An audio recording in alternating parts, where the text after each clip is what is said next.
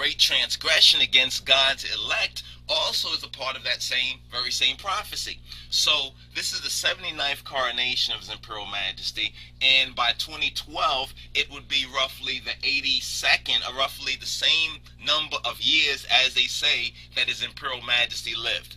You understand that? We have the coronation 1930. You see the link with the dates. Look at the mathematics. Do the math on it. If you do the math on it, this is the 79th, 2009.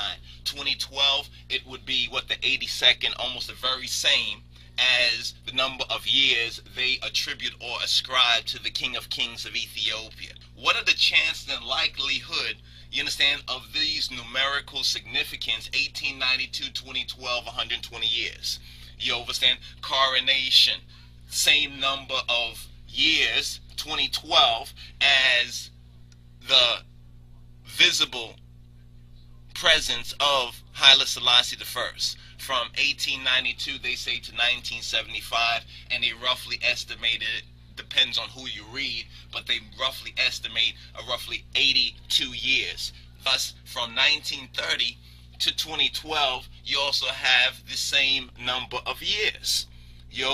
So just look at the mathematics right there. That's just basic. That's just basics. This is more than just that, but that's just some basics right there. So this is why this particular coronation and coronation in general pertaining to the King of Kings is significant, because coronation is the proof, you understand, of His Imperial Majesty being what is interpreted as, you understand, the Christ. What is interpreted? You don't understand what we're talking about? Read John's Gospel, chapter 1, verse 41, where it says, Mashihin agenya tanalina, yosen torguame wima Christos maletino. In other words, we have found the Mashiach, or the Moshiach, the Messiah, which is being interpreted according to John chapter 1, verse 41, which is being interpreted the Christ. So when people say, is Haile Selassie the Christ, what are they telling us, or what are they saying by that? They're saying that they're coming from a Gentile point of view, you understand, or a Gentile misinterpretation or misunderstanding. They come from a Gentile perspective when you say Christ, because the Bible even tells you that they had found the Messiah, you understand, which is a corruption of Messiah, but still it links now with the same Messiah pointed out to us in Daniel,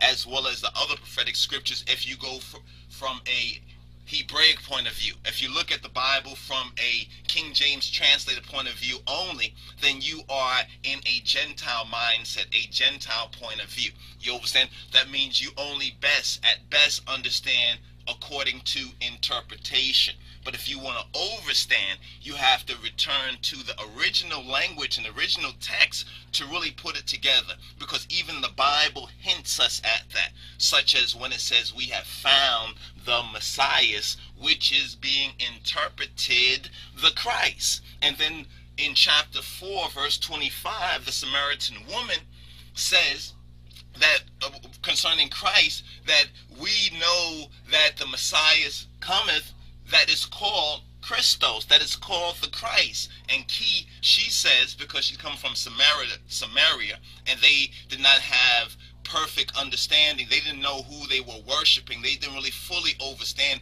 And we know the background of the Samaritans linked to the other video that we touched on concerning 2 Kings chapter 17, and those other peoples where northern Israel was repeopled by the king of Assyria with a bunch of foreign peoples who pretended themselves and made themselves believe, and everybody else believes to this very day, that they were Israelites or so-called Jews.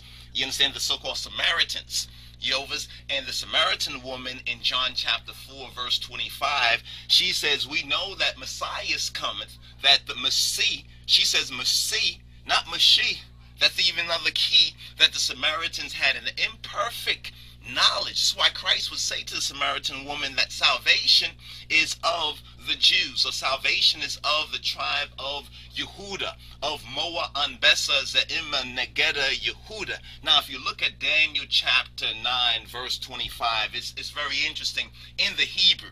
If you look at it from the Hebraic perspective, not from the Gentile misunderstanding, not from the worldly Gentile misinterpreted, mistranslated perspective, it says Moshiach Nagid, Moshiach Nagid, the Messiah Prince, or the Messiah Captain, or the Messiah Leader. Now pay attention to this word. Ethiopic, the good is Moshiach Nagid, Moa Anbesa Ze'im Negeda, Moshiach Nagid, Negeda Yehuda, from the tribe of Judah. Now what does Christ tell the Samaritan woman?